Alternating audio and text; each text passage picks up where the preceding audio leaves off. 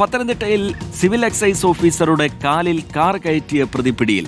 പത്തനംതിട്ട സ്വദേശി നസീബ് സുലൈമാനാണ് പിടിയിലായത്. ചിറ്റാറിൽ നിന്നുമാണ് പ്രതിയെ പോലീസ് പിടികൂടിയത്. പ്രവീൺ പുരുഷോത്തമൻ വിവരങ്ങളുമായി ചേരുന്നുണ്ട്. പ്രവീൺ, വിവരങ്ങൾ.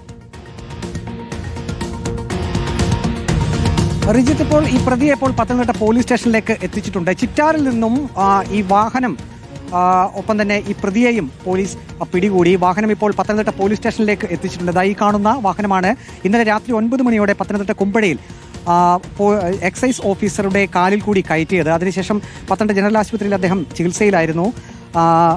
ശ്രീ ആനന്ദ്, അദ്ദേഹം ഇപ്പോൾ ചികിത്സയ്ക്ക് ശേഷം, പരിശോധനകൾക്ക് ശേഷം നമുക്ക് മനസ്സിലാക്കാൻ കഴിയുന്നത് കാലിൻ്റെ പാദത്തിൽ 3 പൊട്ടലുകൾ സംഭവിച്ചിട്ടുണ്ട് എന്നുള്ളതാണ്.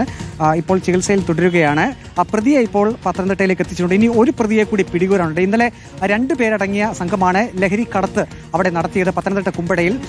പത്തനംതിട്ടയിൽ നിന്നുള്ള എക്സൈസ് സംഘം ഇവരെ പിടികൂടാൻ ശ്രമിക്കുന്നതിനിടെ ഈ കാറിൽ കയറി പ്രതികൾ രക്ഷപ്പെടാൻ ശ്രമിക്കുകയായിരുന്നു. അത് തടയാൻ ശ്രമിക്കുമ്പോഴാണ് സിവിൽ എക്സൈസ് ഓഫീസർക്ക് പരിക്കേറ്റത്. കാലിൽ കൂടി പ്രതികൾ ഈ കാർ കയറ്റുകയായിരുന്നു. ഏതായാലും ഒരു പ്രതിയെ ഇപ്പോൾ പിടികൂടിയിട്ടുണ്ട്. ഒരു പ്രതിക്കായിട്ടുള്ള അന്വേഷണം ഇപ്പോഴും തുടരുകയാണ്.